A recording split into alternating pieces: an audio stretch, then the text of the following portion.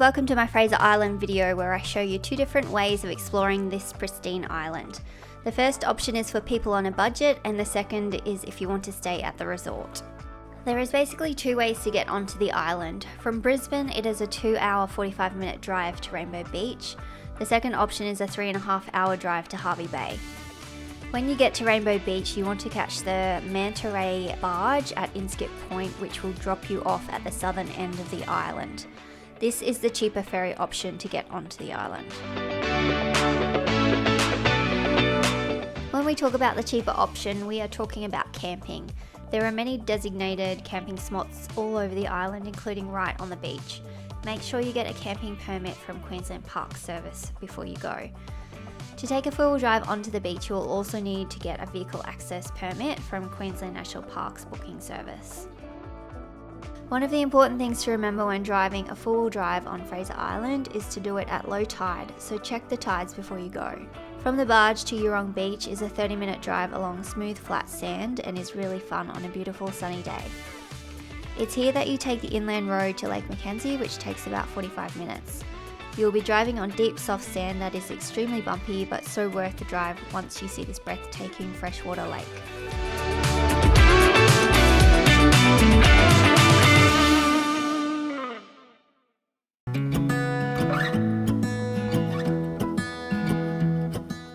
Lake Mackenzie was a bucket list destination for me, so to be here on a hot sunny day was a dream come true.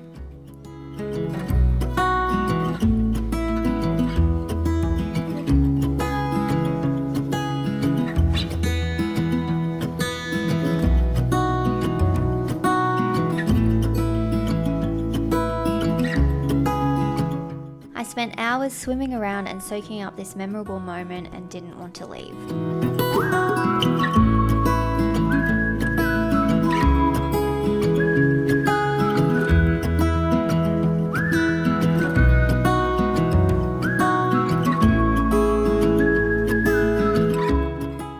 A few facts about this amazing lake. It is a perched lake, which means it contains only rainwater. It is made of pure white silica, which not only looks clean and beautiful, but is super soft to walk on. And the sand acts as a filter, giving the water its crystal clear clarity.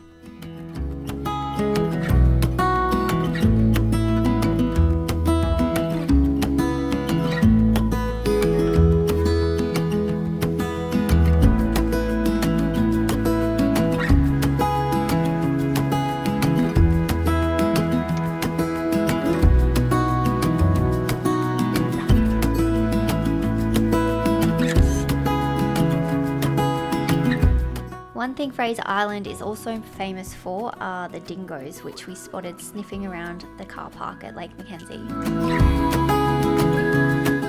At the end of the day, we headed back to Eurong Beach to set up camp for the night. We found a designated camping spot just north of there. Remember to keep all food in your car because dingoes are always on the prowl. A must-see location of Fraser Island is the wreck of the SS Mahino. It was a hospital ship during World War I before being sold to Japan for scrap metal in 1935.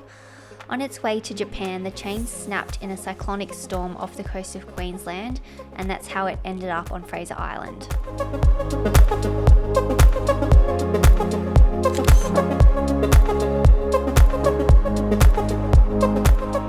45 minutes north of the wreck are the Champagne Pools. There is a 5-minute walk along the boardwalk to the lookout. Champagne Pools are a collection of recreational pools formed by volcanic rock and a great place to cool off on a hot sunny day.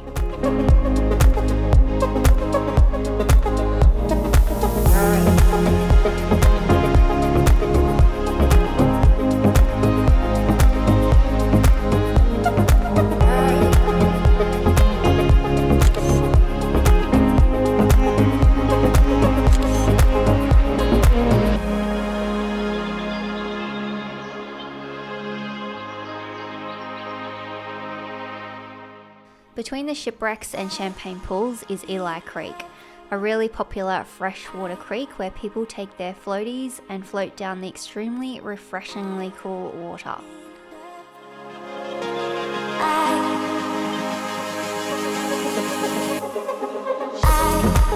I It's a lot of fun if you can handle the cold. This place is not marked, you'll just notice hundreds of cars parked in one spot. All of this can be done easily in 2 days and very cheaply. The second way to get to Fraser Island is via the barge to Kingfisher Resort from Riverhead at Hervey Bay. The barge crossing takes about 45 minutes and you don't need a four-wheel drive to stay at the resort.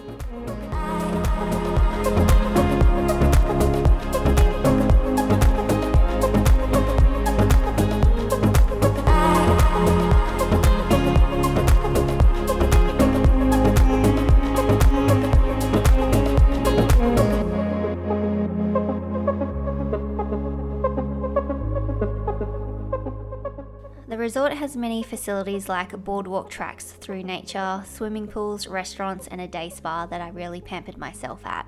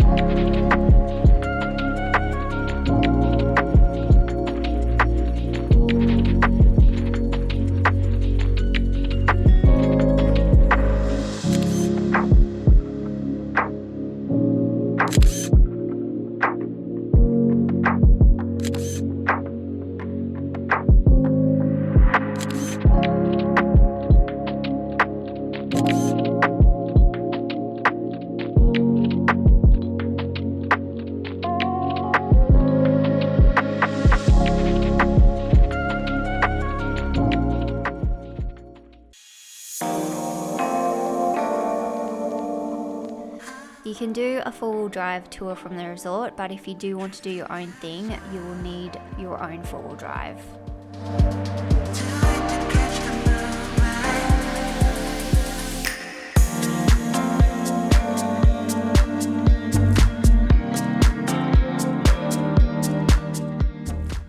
We couldn't resist another trip to the amazing Lake Mackenzie, and we took our paddleboards this time. We were blessed with awesome weather again and almost had the place to ourselves for a good couple of hours, which is almost unheard of. I was in absolute heaven.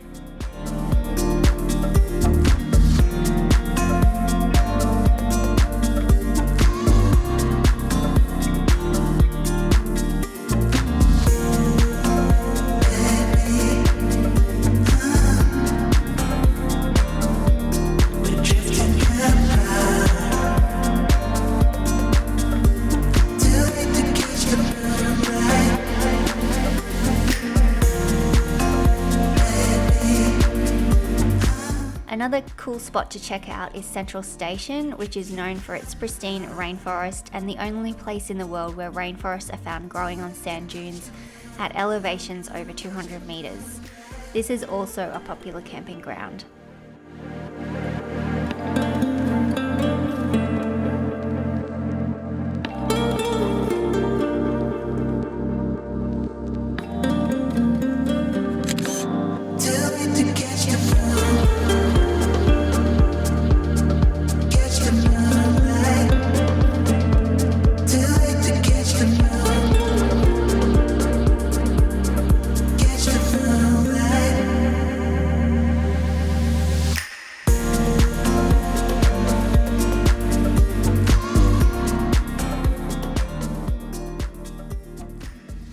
Another freshwater lake that I wanted to visit on this trip was Lake Wabi and the incredible sand dunes that surround it. It is a green coloured lake and a great spot to cool off after exploring the massive sand dunes.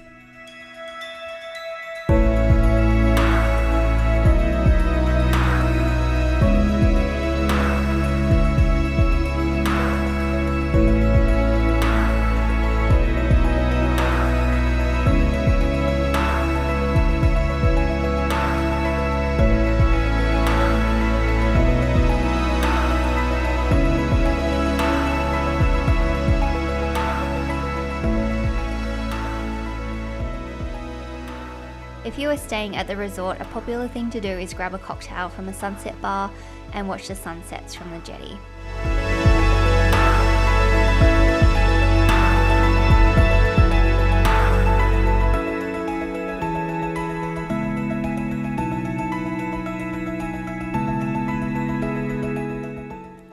I hope you enjoyed this video. Don't forget to like and subscribe and give it a thumbs up, and check out this video that I rate the best beach in the world.